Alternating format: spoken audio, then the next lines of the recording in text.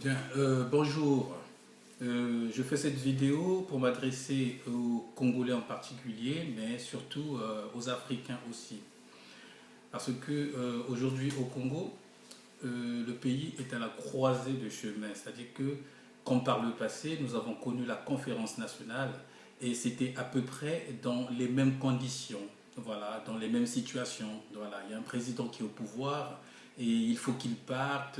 Et il y a un mouvement de la diaspora, il y a des tas de gens qui arrivent et tout ça, qui veulent faire changer des choses, qui condamnent les injustices, bien sûr qu'il y a les injustices et tout ça. Donc voilà, il y a des partis qui se créent, il y a des mouvements politiques, il y a des associations qui se créent, voilà. Alors, tous n'ont pas la même idée, voilà. Donc des avis sont divergents. Seulement, je pense que nous avons tous euh, une seule ambition, un seul but, c'est le bien-être du Congo, le bien-être des Congolais. Je pense qu'à ce point-là, tous nous nous retrouvons. Donc, par le passé, je parlais donc de la conférence nationale, nous nous sommes retrouvés, mais nous nous sommes précipités à plus parler des problèmes des élections, voilà, de la transition, voilà, du président qui va arriver, sans pour autant bâtir les bases, le socle de ce que doit être un pays. C'est ce que nous oublions. Jusqu'aujourd'hui aussi, nous sommes en train de nous perdre. Nous sommes en train de nous perdre parce que le vrai sujet, ce n'est pas qui va diriger le pays, mais le vrai sujet, comment le pays sera demain, avec quelle institution, avec quel rapport avec des pays qui nous avoisinent, avec quel rapport avec des pays étrangers. Parce qu'il s'agit de l'économie d'un État. Il est question qu'aujourd'hui, les Congolais sachent comment le pays se gouverne depuis les indépendances, depuis que nous fêtons, à mon avis, à tort, les fêtes d'indépendance, parce que nous ne sommes pas indépendants, nous n'avons pas encore compris ce qu'il faut faire. Donc, moi, je pense que les Congolais doivent être au courant de tout ce qui se passe et de comment un pays se gère.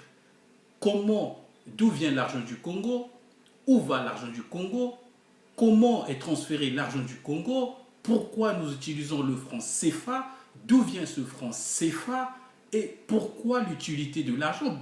Des Congolais ne le savent pas aujourd'hui. On pense que l'argent vient du ciel. Donc on nous a mystifié cet instrument, en fait, qui n'est qu'un instrument de la gestion de la population, comme étant quelque chose voilà, qui est insaisissable, quelque chose qui est impalpable, que tout le monde n'a pas le droit d'avoir. Ce n'est pas ça l'idée de l'argent. L'argent, c'est un papier qui a été justement, c'est une idée qui a été créée justement pour réguler les échanges, pour créer de la prospérité, pour permettre une activité économique dans un pays.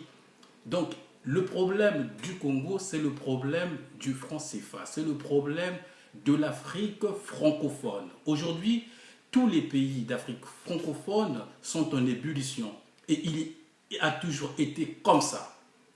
La Centrafrique, la frontière du Cameroun, la frontière avec le Niger, tous les pays. Donc la politique française en Afrique a toujours été pareille. Donc le problème aujourd'hui, ce n'est pas les élections au Congo, ce n'est pas les élections au Cameroun, ce n'est pas les élections au Niger, mais c'est qui est derrière nos élections, c'est qui choisit nos présidents, parce que ce n'est pas nous qui choisissons nos présidents.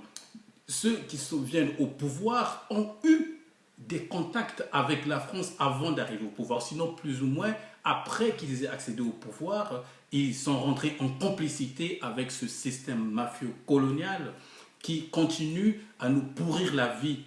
Donc le problème aujourd'hui est posé internationalement. Qui est la France? Que fait la France aux côtés des pays africains?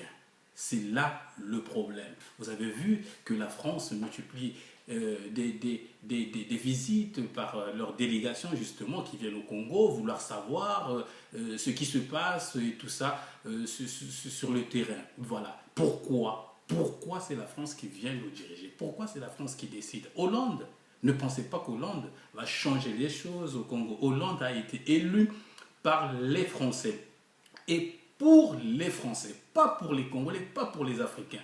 La preuve, quand un Français est égaré quelque part dans le monde, il débourse des millions pour aller le chercher. Mais des tas de Congolais, des tas d'Africains meurent. Il n'y a jamais eu de secours à ce sujet-là. Donc, oubliez que Hollande est venu pour vous aider. Hollande, justement, il pratique la même politique que les autres ont pratiqué parce que la classe dirigeante africaine que la France maîtrise est vieillissante. Donc, il est question pour eux de renouveler cette classe dirigeante. C'est ça tout le but de Hollande. Il n'est pas là pour réguler nos institutions, impossible. Les solutions des Congolais doivent être trouvées par des Congolais. D'où la nécessité de dialoguer. Nous devons dialoguer, mais nous devons poser des vrais problèmes, des vraies questions. D'où la question du franc CFA. Nous devons nous désabonner de ce franc CFA. Parce que le grand problème est là. Une fois que nous nous serions débarrassés du franc CFA, nous nous serions éloignés de la politique et de la mainmise de la France au Congo et en Afrique francophone utilisant le CFA. Voilà comment nous pourrons poser le problème. Donc, allez-y au dialogue, mais posez ce problème. Assez. Ils ont assez pris en Afrique. Assez.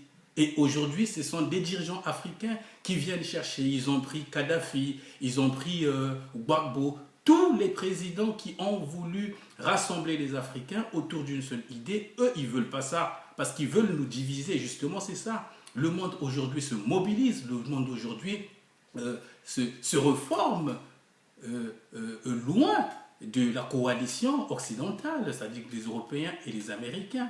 Les Brésiliens aujourd'hui, les Russes, les Sud-Africains, les Indiens et les Chinois se sont rassemblés pour créer un fonds, pour créer plutôt, voilà, comme un fonds, on dirait ça. Donc, une base économique, indépendamment du FMI, justement. Donc, réfléchissons plusieurs fois et posons des bonnes questions. Arrêtez de vous chamailler pour la politique intérieure. La politique intérieure ne changera que si la politique internationale se porte bien, que si nous nous débarrassons de la France. Alors, je pense qu'il faut même geler des relations avec la France pendant 2 ans, le temps que nous constituions exactement, justement, une constitution qui nous appartient à nous les Africains et contre l'impérialisme. Merci, ciao.